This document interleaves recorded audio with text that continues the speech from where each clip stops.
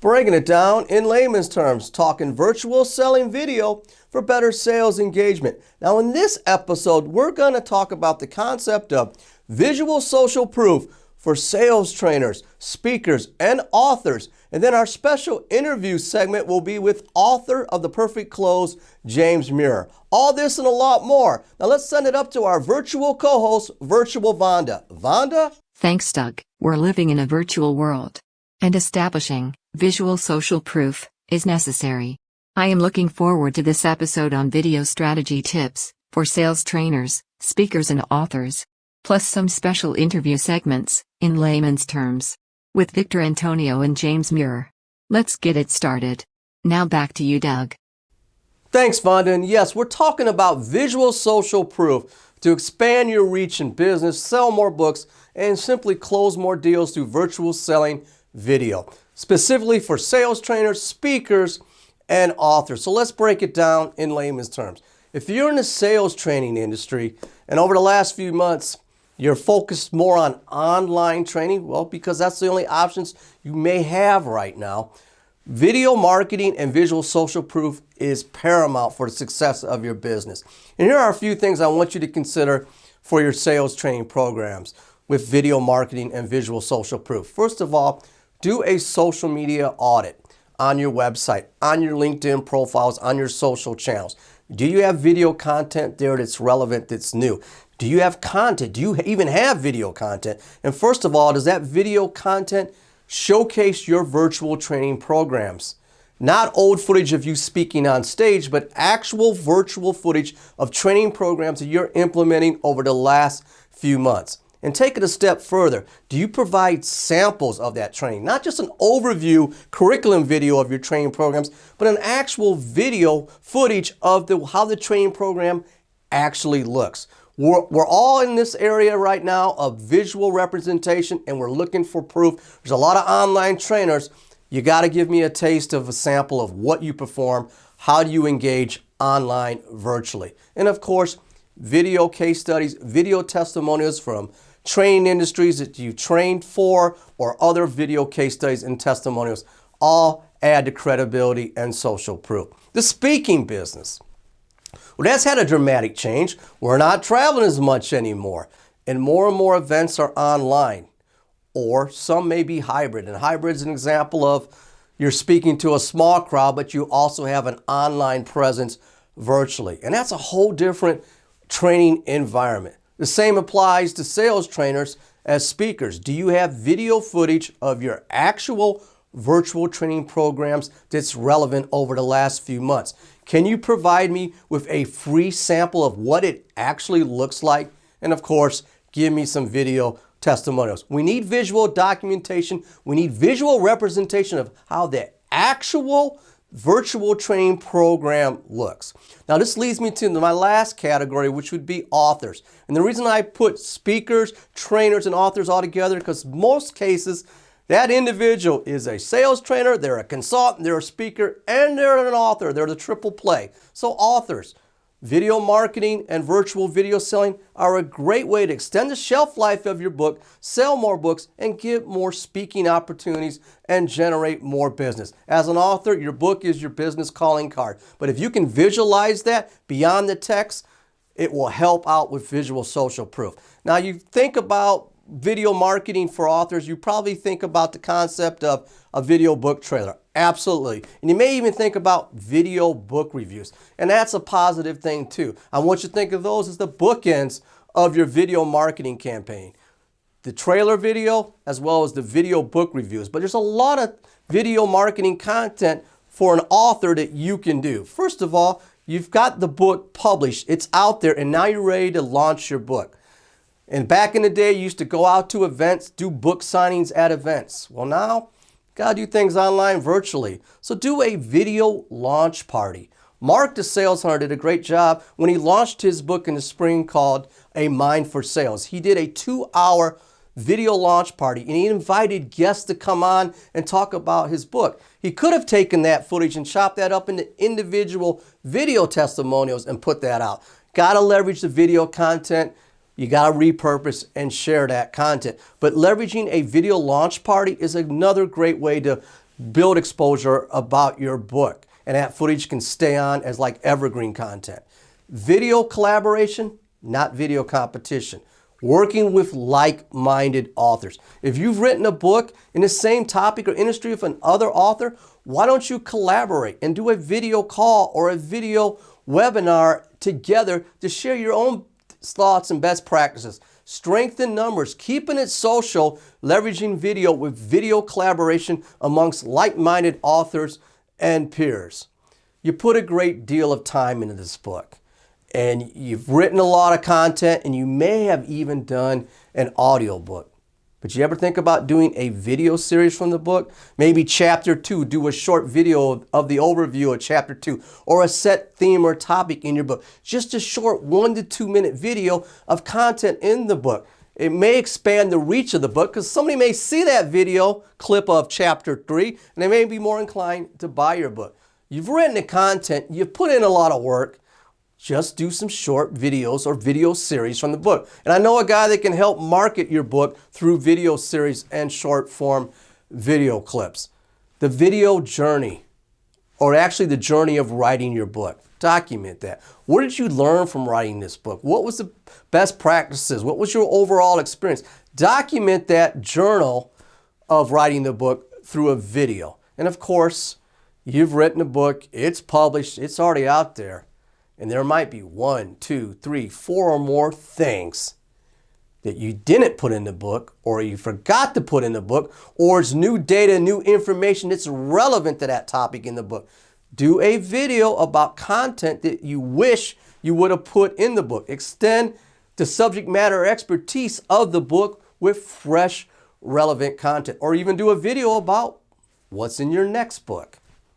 Again, it's social proof, it's visual online presence, whether you're a speaker, trainer, or author. Leverage video across the entire engagement process.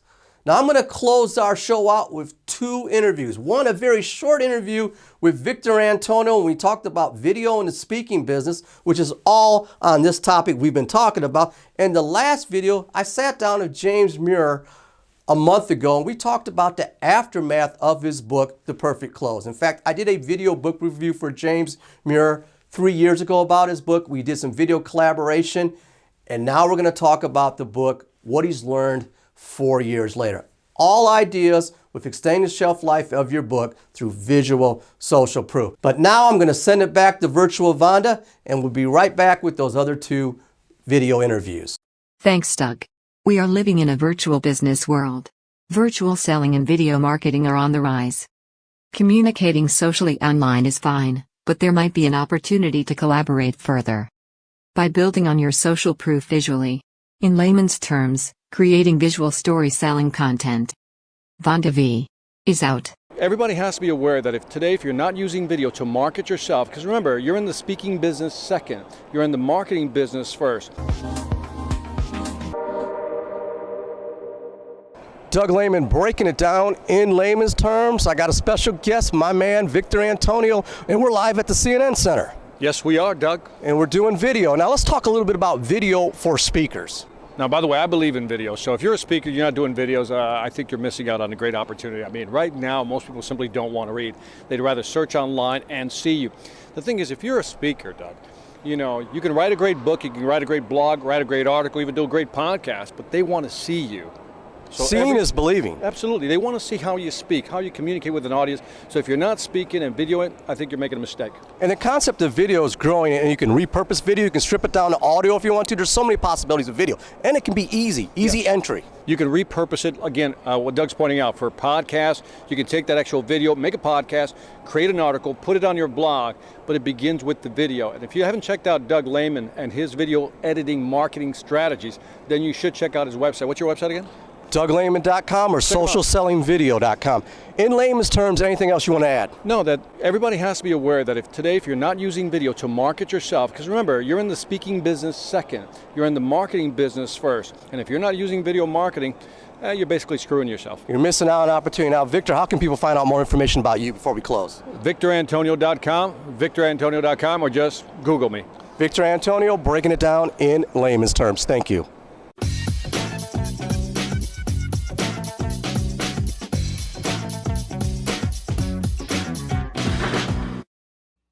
Doug Lehman, breaking it down in layman's terms today. I've got a special guest, a longtime friend, James Muir, author of The Perfect Close, a true sales practitioner. He's a vice president of sales for several companies. He's carried a bag, held a quota, and wrote a dynamic book called The Perfect Close. It's been out for about 4 years. Got to know James through the Outbound Sales Conference face-to-face, but got to know him online as well. James, welcome in layman's terms. It is great to be back, Doug. Thanks for having me on. Hey, it's always a pleasure, James. As you know, we've done some video collaboration projects together talking about The Perfect Close. And lots transpired since the last time we worked on that project. And the last time we saw each other was, well, at the Outbound Conference. And then, of course, we've got this whole COVID thing going on and everything else. But I got to ask you, The Perfect Close came out in 2016. What have you learned from this experience? It's a dynamic book. You're selling copies, but let's talk about, the aftermath. I didn't. It has been far more successful than I expected. I think we're up to almost 25,000 copies now, and I think probably the key that has resonated so well is just how human the book is, and how non-confrontational the approach is, and I think people resonate with that. And so that has turned out to be a good thing. I think the other thing maybe is I've tried my best to keep a fairly complex issue very simple, right, down to just 2 questions. And I think that's people don't have time for a War and Peace tome on how to do all of selling. They're just looking for a piece that they can upgrade. And I think The Perfect Close does that well. Dare I say, you put it in layman's terms. Does it make sense to get this book? Absolutely. And what's the next step? Go to chapter 12. You know what I'm talking about. But James was very eloquent saying, he's taking something that might be complex and simplifying it. But this book, I've done the book review. We're not going to get too much into that because I'll share the link for that because I highly recommend it. But this book is a textbook, practitioner's book for selling today. And James simplifies it, but you've got a lot of additional resources through the book, the workshops, etc. Can you comment on the extension of the book? What else comes out of the book? Well, so one of the things you mentioned is I'm an actively practicing VP of sales for a couple of different organizations, and so I don't get to do these kinds of fun things as often as I'd like to do, and so because of that, I can't do as many workshops in a year as I might like to do. So one of the things we did is that's the reason we created the workbook. The workbook is so that someone could purchase that for their team and then actually run the workshop themselves. Everything you need to run the entire workshop. A multi-day, or you can cut it down to the pieces you're looking at, is all contained inside that one book. So that's the direction we went in order to free me up so that I could focus on all that I have on my plate. But certainly there's more projects I'm working on right now. We're working on an e-learning course for the same thing, in which case you can subscribe. So we expect to have that out first quarter of 2021. And then I'm in the middle of a book on referrals right now. Actually, I started on a book on prospecting, had enough material that I could do something on just referrals alone. So switch to that. And then after I'm done with the book on referrals, we'll go back and finish the book on prospecting. So you led me into my next question would be, are you working on other books? Obviously, you're not staying stagnant, holding down a couple of jobs and then writing books and being the true sales leader and practitioner that you are.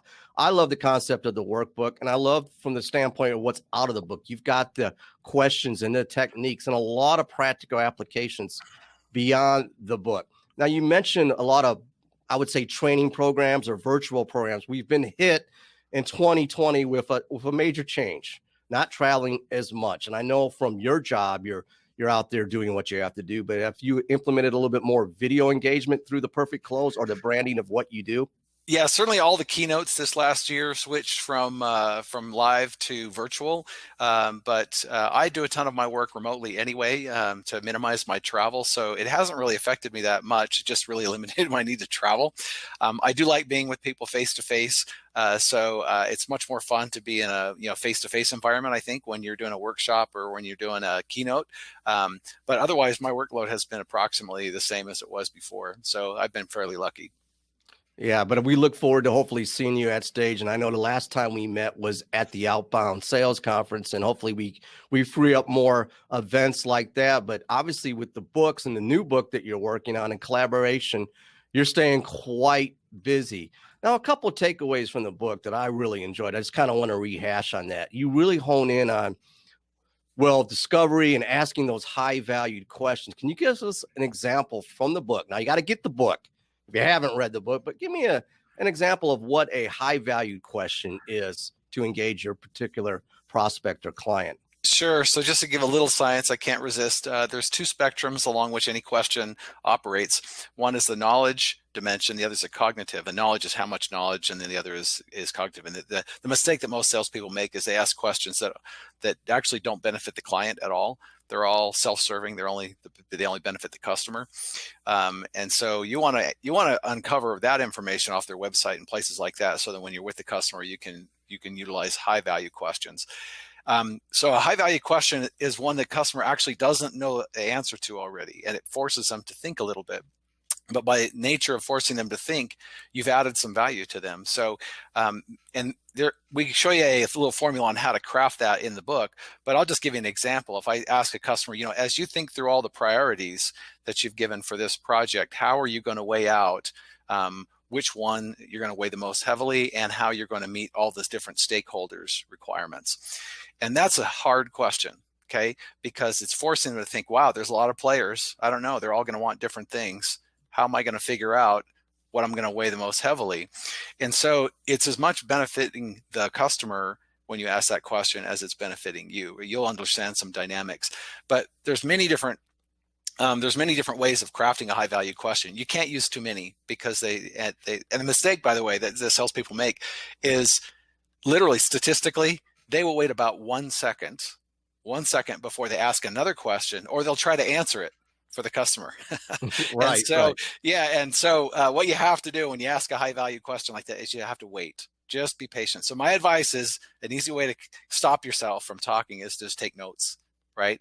And then while they're talking, after they say their answer, just keep taking notes. If you'll pause for another 2 to 3 seconds after that, they will give you even more information than they gave you the first time. And that's as they're really thinking on the fly here, right? If you happen to be doing that in a room of people, other people will start to pipe in, and you'll get, literally statistically, you're going to get 6 to 10 times more information by just pausing after you ask that high value question and taking notes than you would have got if you'd kept pumping them with different kinds of questions. So I will say this, it takes discipline to learn how to do a high value question. No, it does. And I know that was a high valued question for a high valued response from you. And the idea of taking notes, and having that pause and that cadence, because you're intently listening. And of course, selling with intent is another key factor in the book. And we could get into that, but read the book.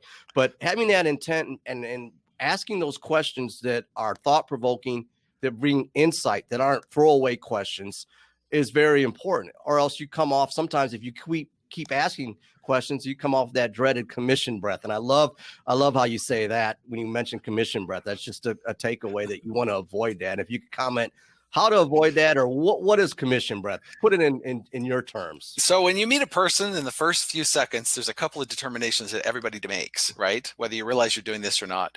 And there's two things that they're looking at. They're looking at warmth and competence. So what a person says when they first meet another person is they say, what's this person's intention? Are they going to help me, or are they going to hurt me? Right?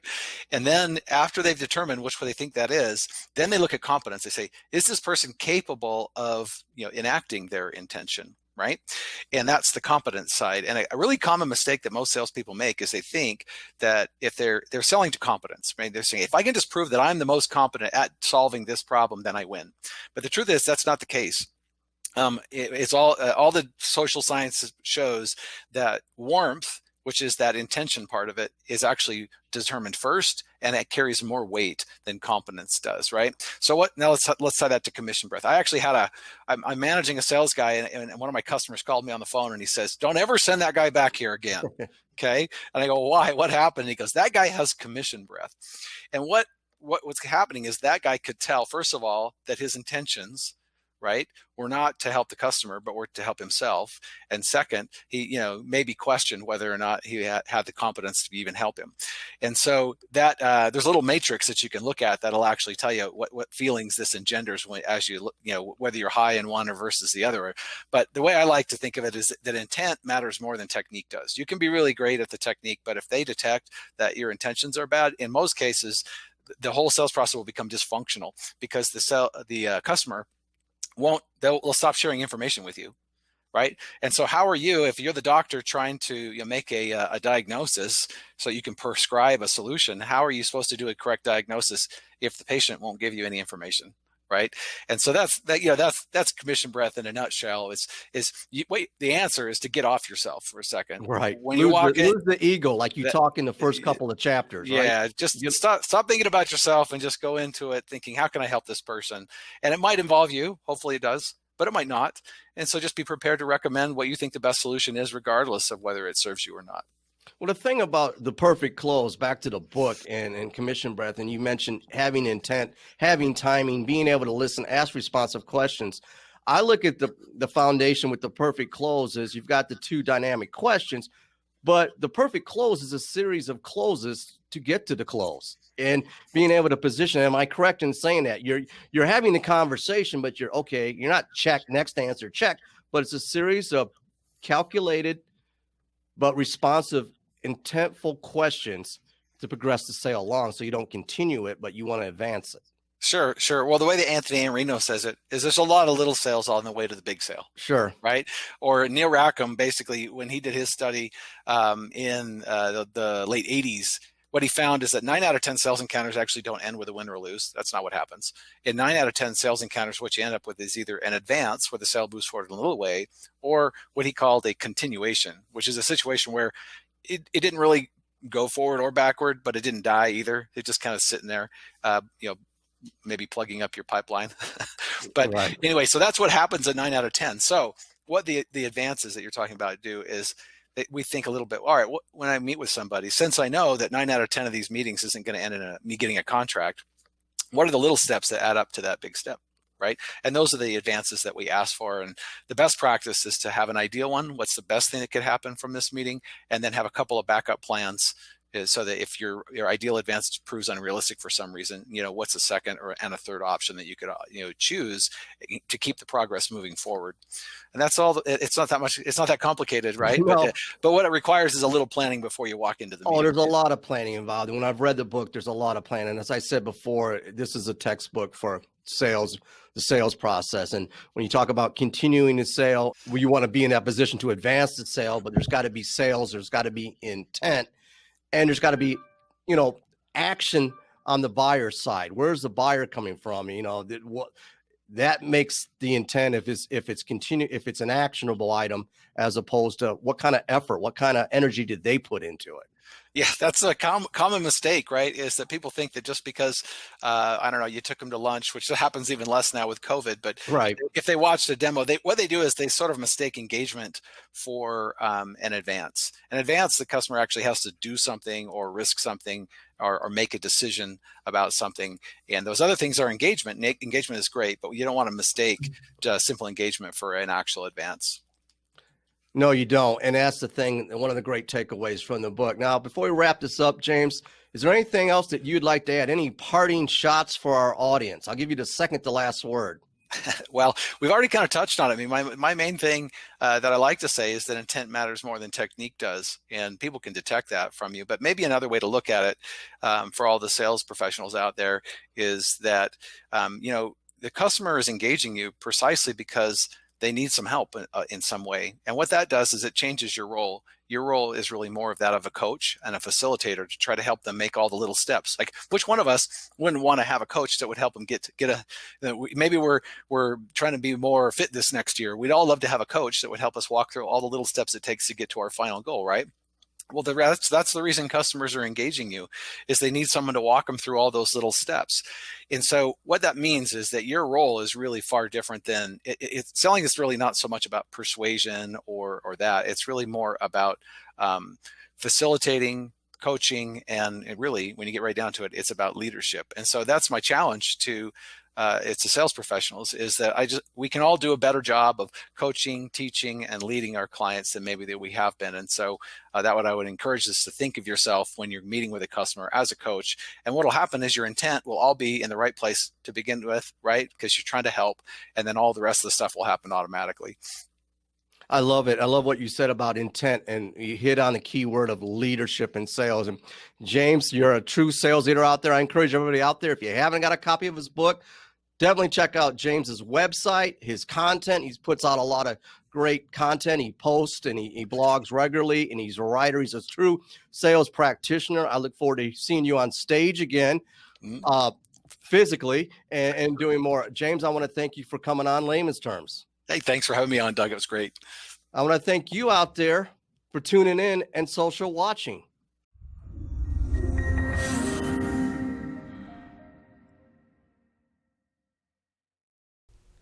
It's obvious that visual social proof, establishing advanced credibility through the power of virtual selling video, is necessary today. I want to thank my special co-host, Virtual Vonda, and the past interviews I had with Victor Antonio and James Muir. I want to thank you out there in layman's terms for social watching.